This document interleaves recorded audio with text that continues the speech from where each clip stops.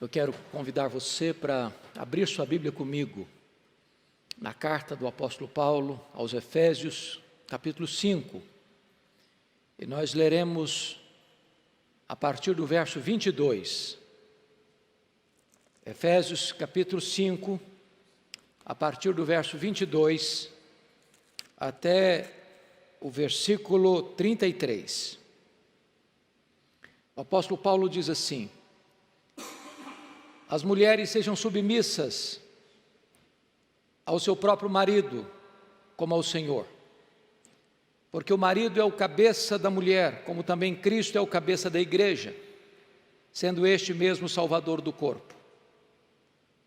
Como, porém, a igreja está sujeita a Cristo, assim também as mulheres sejam em tudo submissas ao seu marido.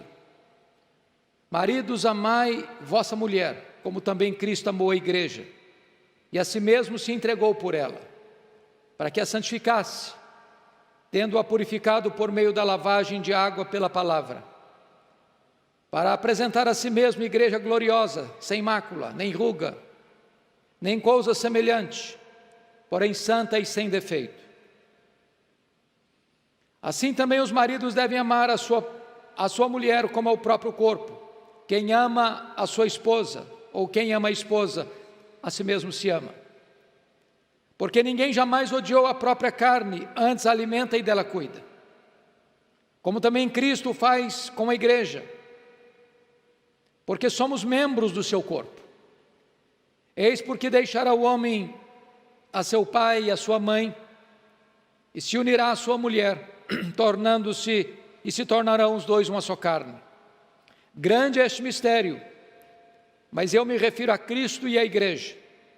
Não obstante, vós, cada um de per si, também ame a própria esposa como a si mesmo, e a esposa respeite ao marido. Eu quero falar hoje sobre o seguinte tema: a receita divina para um casamento saudável. A receita divina para um casamento saudável.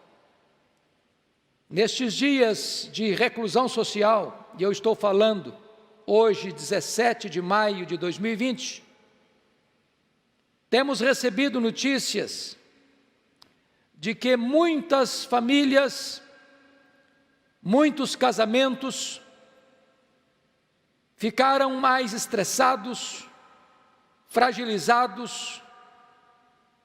Muitas mulheres foram atacadas, abusadas, agredidas, porque o casamento já estava doente, disfuncional.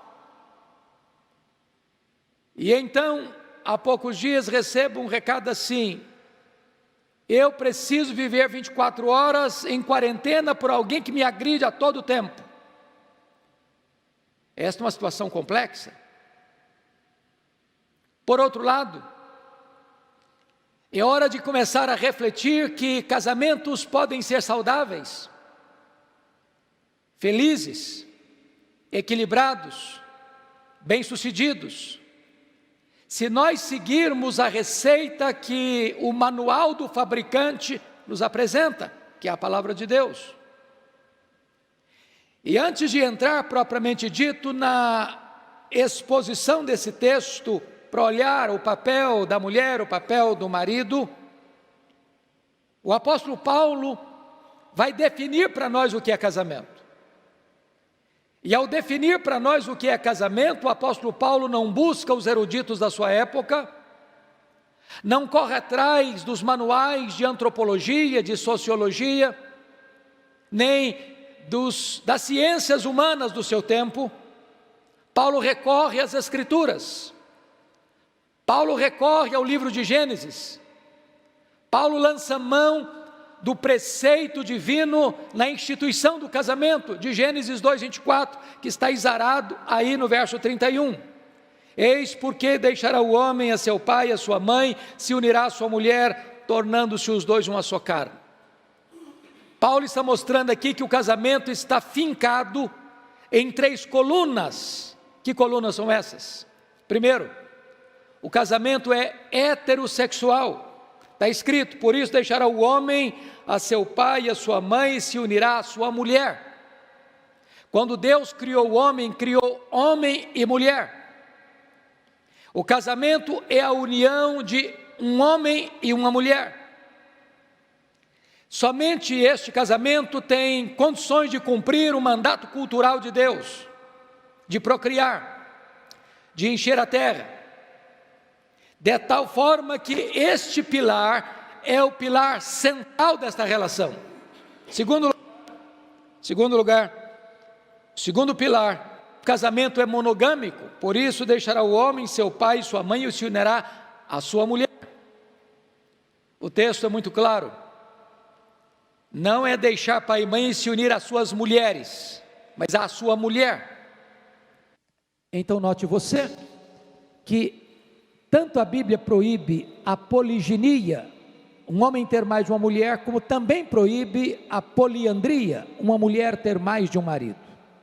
Então esse é o segundo pilar, o casamento é monogâmico. Terceiro pilar, olha o versículo 31, o casamento é monossomático. A palavra soma no grego é corpo, monossomático é a mesma coisa de dizer que os dois, marido e mulher, tornam-se uma só carne.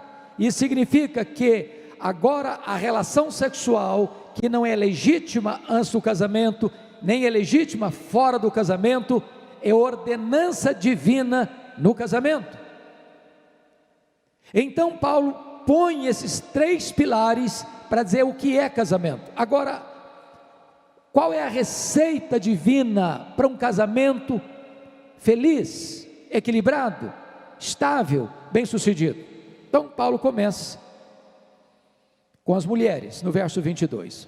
As mulheres sejam submissas ao seu próprio marido, como ao Senhor. Bom, a primeira coisa que eu quero dizer aqui é que esta palavra submissão parece que virou uma palavra estranha, que traz na sua esteira muita revolta, em algumas pessoas até urticária, porque essa palavra foi desfigurada, distorcida, tirada do seu contexto. E se existe um hobby que o diabo tem, é esvaziar ou distorcer o significado das palavras mais importantes do cristianismo. Eu lhe dou um exemplo. Quando você fala amor na sociedade de hoje, sobretudo entre um homem e uma mulher, as pessoas estão pensando que vai para a cama. Deturpar a palavra, levar a palavra para apenas um ângulo, e muitas vezes um ângulo fora do contexto da legitimidade do leito conjugal. Então esta palavra, submissão, foi completamente desfigurada hoje. O que não é submissão então? Primeiro, submissão não é inferioridade. Quando a Bíblia diz que a mulher seja submissa ao seu próprio marido, ela não está dizendo que a mulher é inferior ao marido, que a mulher é um capacho do marido, que a mulher é alguém que não tem vez nem voz dentro do seu lar, na sua relação conjugal, até porque quando Deus criou o homem e a mulher, a sua imagem, a sua semelhança. O homem não é mais imagem e semelhança de Deus do que a mulher, nem a mulher é mais do que o homem. Ambos foram criados à imagem e semelhança de Deus, com o mesmo valor, com a mesma dignidade. O apóstolo Paulo vai dizer em Gálatas capítulo 3, verso 28, que com respeito à salvação, não há homem nem mulher, ou seja, o homem e a mulher precisam se arrepender do mesmo jeito, crer do mesmo jeito e confiar em Cristo do mesmo jeito para a sua salvação. Portanto, não tem diferença de valor, de dignidade, nem na criação, nem na redenção, homem e mulher, o mesmo valor diante de Deus. Então submissão não é inferioridade. Segundo lugar, submissão não é submissão de gênero. Não é que o gênero feminino deve ser submisso ao gênero masculino, não é isso que Paulo está ensinando. Por isso Paulo diz assim: as mulheres sejam submissas ao seu próprio marido. Não é a mulher ser submissa a outro homem. Nenhum homem tem o direito de se aproximar da sua mulher e requerer dela submissão. Não é uma submissão de gênero. É uma relação funcional dentro do casamento, porque Deus é Deus de ordem, e Ele estabeleceu ordem e funções diferentes, papéis diferentes dentro do lar, e nessa conjuntura de funcionamento equilibrado do lar, a mulher é submissa ao seu próprio marido. Mas o que é submissão? Olhe comigo o versículo 23. Porque o marido é o cabeça da mulher, como também Cristo é o cabeça da igreja, sendo este mesmo o salvador do corpo. Bom, o que significa que o marido é o cabeça da sua mulher? Significa que ele é um ditador? Significa que ele dá ordens e a mulher cumpre as ordens sem saber porquê nem como, sem ter direito, nem vez e nem voz para expressar-se? Significa que sendo o homem cabeça, a mulher é inferior a ele? E a resposta é um sonoro não. Por quê? Se você conferir comigo em 1 Coríntios capítulo 11, versículo 3, Paulo explica bem isso. Paulo diz assim: quer entretanto que saibais ser Cristo o cabeça de todo homem, e o homem o cabeça da mulher, e Deus o cabeça de Cristo. Bom, você e eu cremos na doutrina da Trindade. Você e eu cremos que o Deus Pai e o Deus Filho têm a mesma essência, são da mesma substância, têm os mesmos atributos, realizam as mesmas obras. Portanto, se Deus é o cabeça de Cristo, não pode significar cabeça que um é maior que o outro, que um é superior ao outro. Mas dentro da economia da Trindade, assim como dentro da economia da relação familiar, Deus colocou Cristo como cabeça do homem, Deus colocou o homem como cabeça da mulher, como Deus o Pai é o cabeça de Cristo, Deus o Filho. É uma questão de funcionalidade e não de superioridade. Mas notem comigo ainda, o que é submissão? Longe da submissão ser uma ideia de escravizar a mulher, de limitar a mulher, de tornar a mulher um ser oprimido, é a sua liberdade, é a sua segurança, é a sua felicidade. E o texto explica por quê. Veja comigo, verso 24. Como, porém, a igreja está sujeita a Cristo, assim também as mulheres sejam em tudo submissas ao seu marido. A pergunta que eu faço a você é esta: quando é que a igreja é mais feliz? Quando é que a igreja é mais livre? Quando é que a igreja tem maior qualidade de vida? É quando ela se rebela contra Cristo ou quando ela é submissa a Cristo? Uma igreja submissa a Cristo, ela é subjugada, infeliz, oprimida, ou esta igreja é feliz e livre e plena de vida? Se Paulo faz esta comparação, ele está mostrando para nós que a submissão da mulher não tira dela a sua liberdade, não tira dela a sua felicidade, não tira dela o seu significado maiúsculo de vida. É uma questão funcional dentro do lar. Até porque Deus é Deus de ordem. E uma casa não pode ter duas cabeças, nem ser acéfala. Então preste bem atenção nisto. O marido é o cabeça da mulher, como também Cristo é o cabeça da igreja. A igreja é submissa ao marido, como a igreja é submissa a Cristo. Pense comigo nesse particular. Nenhuma mulher é feliz se ela manda no marido. Nenhuma mulher é feliz por mandar no marido. E nenhum marido é feliz sendo mandado pela mulher. A mulher que tenta mandar no marido, daqui a pouco ela vai desprezá-lo. O marido que é mandado pela mulher também vai se sentir um ser completamente fora do projeto para o qual Deus o constituiu. Deus é Deus de ordem, Deus é Deus sábio, e Ele que criou o homem e a mulher, e Ele que instituiu o casamento, tem a receita para um casamento saudável, e esta é a receita de Deus. Bom, talvez você pense, mas o papel da mulher é muito pesado. Então vamos dar uma olhadinha agora no papel do marido. Porque se a mulher é chamada a imitar a igreja na sua relação com o marido é convidado a imitar a Cristo na sua relação com a sua mulher. O padrão é muito mais alto. Você nota comigo que Paulo dedica 2 versículos para falar para a mulher. Versos 22 e 23. Porém, quando ele vai falar para o marido, ele gasta o triplo.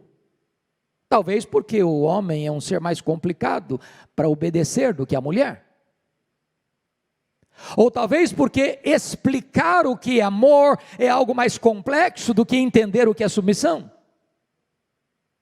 Paulo não está dando uma ordem para a mulher ser submissa a um carrasco, mas para a mulher ser submissa a um marido que a ama como Cristo amou a igreja. Então o que significa isso? Como é que esse amor do marido pela sua mulher? Primeiro, este é um amor perseverante. Está escrito lá em João 13, versículo 1, que Cristo amou os seus e amou-os até o fim. Nós estamos vivendo uma sociedade que tudo parece ser descartável. Nós não temos tempo para mais nada. Então nós usamos coisas descartáveis. Os produtos são feitos hoje para não durar. E parece que nós estamos assimilando isso para a área dos relacionamentos. É muito comum hoje você ouvir falar de pessoas que se casaram 3 vezes, 4 vezes, 5 vezes, 6 vezes, 7 vezes. E a sociedade aplaude, embora colhe os frutos amargos dessa atitude. Não é amar a sua mulher até a primeira crise.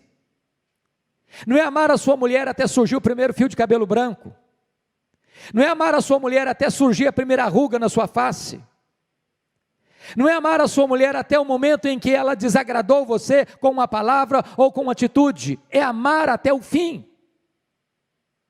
Quando Jesus ama os seus discípulos até o fim, não é porque aqueles discípulos fossem pessoas maravilhosas, virtuosas, que sempre estavam agradando o coração de Jesus. Aliás, o contrário, homens rudes, homens tantas vezes rebeldes, tantas vezes duros de coração, tantas vezes tardios em crer, tantas vezes falharam e tantas vezes retrocederam e enfraqueceram na fé. E a despeito disso, Jesus os amou e amou-os até o fim. Este é o projeto de Deus, para o marido amar sua mulher. Segundo lugar, é um amor sacrificial. Veja comigo o versículo 25. Maridos, amai vossa mulher, como também Cristo amou a igreja e a si mesmo se entregou por ela. Em outras palavras, o amor do marido pela sua mulher é um amor sacrificial. Se a mulher ama o marido e submete seu marido para cuidar dele, o marido ama a sua mulher para morrer por ela. Ele não a usa como um escudo para se proteger. Ele põe o seu peito para protegê-la. Ele recebe a espada que vai direcionada para matá-la. Ele prefere sofrer a morte para protegê-la. Ele blinda a sua mulher. Ele é um escudo protetor ao redor da sua mulher. O seu amor é um amor sacrificial. Mais do que isso, terceiro lugar, veja comigo os versos 26 e 27. O amor do marido, além de perseverante e sacrificial, é um amor santificador, para apresentar a si mesmo igreja gloriosa, sem mancha, sem mácula, nem ruga, nem coisa semelhante, porém santa e sem defeito. Assim também os maridos devem amar a sua mulher como ao próprio corpo. Quem ama a sua mulher a si mesmo se ama. O que Paulo está dizendo é o seguinte: o amor do marido à sua mulher tem que ser um amor santificador. E o que significa isso? Significa que uma mulher amada pelo seu marido é uma mulher que se sente segura, protegida, guardada das abordagens levianas, insinuantes e perigosas, que vêm como laço para os seus pés. Uma mulher, quando ela não é amada pelo seu marido, ela fica vulnerável. Pense comigo, uma mulher que nunca recebe um elogio do marido. O marido nunca diz para ela, você está linda, ou você é linda, melhor ainda. Ela vai e bota uma roupa nova e ele não faz um elogio. Ela prepara uma refeição deliciosa e ele não valoriza. Ele vê a sua casa em ordem e não a enaltece. Ele vê o desvelo dela no cuidado com os filhos e nunca tece um elogio a ela do seu trabalho, do seu labor doméstico. Ele vê a capacidade dela no desempenho do seu trabalho fora do lar e ele nunca reconhece isso. Se ela não é valorizada pelo marido e essa mulher bota o pé fora de casa e é coberta de elogios, essa é uma mulher que está vulnerável, susceptível aos maiores riscos. Mas quando ela se sente amada, ela se sente protegida. Quando ela recebe abordagens nada convenientes, ela está segura do amor do seu marido. Ela se sente protegida. E mais, quando o texto diz que ele santifica, é um amor santificador, este marido precisa ser a pessoa que mais influencia a vida espiritual da sua mulher. Ela olha para o seu marido e diz, este é um homem de Deus. Este é um homem que eu posso olhar para ele e imitar o seu exemplo. É um amor santificador. Mas em quarto lugar, veja comigo, o amor do marido é um amor altruísta. Veja você, versículos 28 e 29. Assim também os maridos devem amar a sua mulher, como ao próprio corpo. Quem ama a sua esposa, ou quem ama a esposa, a si mesmo se ama. Porque ninguém jamais odiou a própria carne, antes alimenta e dela cuida, como também Cristo faz com a igreja. Se você é um só corpo com a sua mulher, marido, então, agredir a sua mulher é agredir a você mesmo. Ferir a sua mulher é ferir você mesmo. Falar mal da sua mulher é destruir sua própria reputação. Porque quem ama a sua esposa, ama a si mesmo. Quem cuida da sua esposa, cuida de si mesmo. O amor do marido pela sua mulher é altruísta.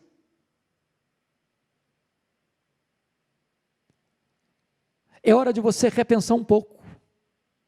Porque este é o conceito de amor na Bíblia. Não é egocentralizado, é outro centralizado. Alguém já disse com muita razão que se você quer ser feliz, não se case. Não se case. Casamento não é um instrumento para fazer ninguém feliz. Mas se você quer fazer alguém feliz, então você deve se casar. Casamento é para a pessoa que já é feliz, mas que entra numa relação conjugal para fazer a outra pessoa feliz. Quem quer que na vida conjugal tudo gira em torno dele, o mundo gira em torno dele, da vontade dele, do gosto dele, da preferência dele, e acha que o outro vai ter que servi-lo sempre, em qualquer circunstância, em qualquer momento, não entendeu o que é amor. Amor é quando você se empenha, se esforça para fazer o outro feliz, para agradar o outro. Então Paulo nos dá uma dica e uma sugestão muito importante. Porque note você que esse cuidado, primeiramente, é um cuidado emocional. Quando o texto diz no verso 29, e dela cuida, essa palavra só aparece mais uma vez no Novo Testamento. Lá em 1 Tessalonicenses 2,7. E a palavra que aparece lá é acariciar. O marido precisa ser amável. Amável no trato. Amável nas palavras. Amável nos gestos. Amável nas atitudes. Amável nas ações. Amável nas reações. A mulher tem necessidades afetivas que coisas não preenchem. E cabe ao marido ser romântico, ser carinhoso, ser afetuoso, ser amável, ter palavras abençoadoras, para regar o coração da sua mulher com doçura. É isso que o texto está dizendo. Mas também, o homem precisa atender às necessidades espirituais da sua mulher, porque o amor dele é santificador. Então você precisa abençoar a sua mulher, marido, espiritualmente, sendo um homem de Deus. Terceiro, você precisa cuidar da sua mulher fisicamente, por isso os dois são uma só carne. É necessário que um viva para o outro, que um atenda à necessidade do outro, que um supra a carência do outro.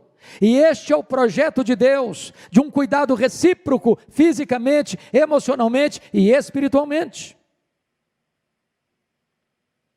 Bom, eu quero concluir, levando você para o verso 32, quando Paulo diz assim: grande é este mistério, mas eu me refiro a Cristo e à igreja. O casamento é algo tão maravilhoso, que Deus resolve de tantas figuras que se tem para retratar a relação de Cristo e da igreja, escolhe esta relação como seu outdoor mais visível, mais iluminado. Nada retrata melhor a relação de Cristo e da igreja do que uma relação conjugal feliz, estável, saudável. Quando você vive bem com a sua mulher, quando você vive bem com o seu marido, você está pregando um eloquente sermão acerca do amor de Cristo pela igreja e acerca da submissão da igreja a Cristo. É por isso que a família é tão importante. É por isso que a família é a célula mãe da sociedade. É por isso que todo ataque à família é uma espécie de assassinato da sociedade, de suicídio da sociedade. É por isso que nós nos posicionamos com tanta firmeza contra qualquer ataque à instituição do casamento, à desconstrução dos valores familiares, à concepção judaico-cristã de família, conforme estabelecida nas Escrituras. Porque se nós tirarmos os fundamentos da família, a sociedade humana entra em colapso. Porque é a família que vai retratar diante do mundo esta verdade gloriosa, dessa relação mais sublime, que é a relação de Cristo com a igreja. E o Senhor Jesus Cristo é o noivo, e Ele está ataviando a sua igreja, a sua noiva, e então Ele, quando tiver esta noiva pronta e ataviada, Ele voltará dos céus para entrar em núpcias com ela, para uma festa, para as bodas que nunca mais vão terminar. E eu concluo com o verso 33, quando Paulo então, falando da teologia do casamento, mostrando os papéis de marido e mulher no casamento, retratando para nós que o casamento vai refletir no mundo a glória de Deus, porque retrata o amor de Deus pela igreja e da submissão da igreja pelo Senhor. Agora ele traz praticamente o seguinte conselho: não obstante, vós, cada um de per si, também ame a própria esposa como a si mesmo, e a esposa respeite o seu marido. Eu não sei como é que está o seu casamento, eu não sei como é que está você na sua casa, sobretudo nesses dias de tanto estresse. Mas eu gostaria de, nesse momento, você parasse um pouco para refletir qual é a receita divina para um casamento saudável. E nós poderíamos resumir nessas duas palavras de Paulo: amor e respeito. Onde tem amor, deve ter respeito. Onde tem respeito, deve ter amor. Que Deus nos ajude a seguir a receita do próprio Deus, para termos um casamento absolutamente feliz e saudável. Vamos orar. Feche os seus olhos, aí na sua casa. Vamos pedir a Deus. Nós não somos uma pessoa perfeita. Nós não nos casamos com uma pessoa perfeita. Nós não viemos de uma família perfeita. Nós certamente não temos um casamento perfeito. Também não temos filhos perfeitos. Mas Deus está nos dando a receita de um casamento saudável. E nós podemos retornar a esses princípios e retomarmos os rumos de um casamento feliz, que traga glória para Deus, traga felicidade para nós, traga bênção para os nossos filhos, e traga bênção para a igreja, traga bênção para o mundo. Senhor, nós te adoramos nesta noite, neste mês da família, neste mês do lar. E nós te adoramos, Deus, porque a tua palavra é a verdade, porque ela não pode falhar, ela é eterna, e os princípios aqui estabelecidos são eternos, eles nunca mudaram e não vão mudar. Bendito é o teu nome, porque tu nos dás uma receita clara, cristalina, fiel, para seguirmos. Ajuda-nos a sermos humildes, ter um coração quebrantado, e termos a disposição, Deus, de revermos nossa vida, revermos nossos valores, revermos nossos caminhos, revermos nossas palavras, revermos nossas atitudes, para que a paz, para que a alegria, para que a felicidade retorne ao nosso lar. Oh meu Deus, guarda a nossa casa, guarda a nossa família, abençoa, meu Deus, as famílias que estão agora nos acompanhando, põe a tua bênção. Se há algum casal, Senhor, passando por uma crise, passando por uma dificuldade, meu Deus, põe a tua bênção sobre esse casal, traz arrependimento, traz quebrantamento, traz mudança, Senhor, restaura este casamento. Se há algum, meu Deus, que já desistiu, que já jogou a toalha, meu Deus, dá uma disposição de recomeço, porque a vida cristã é uma contínua forma de recomeçar e recomeçar e recomeçar, porque tu és o Deus rico em perdoar e tem prazer na misericórdia. Põe a tua bênção sobre as famílias, Senhor, restaura os casamentos.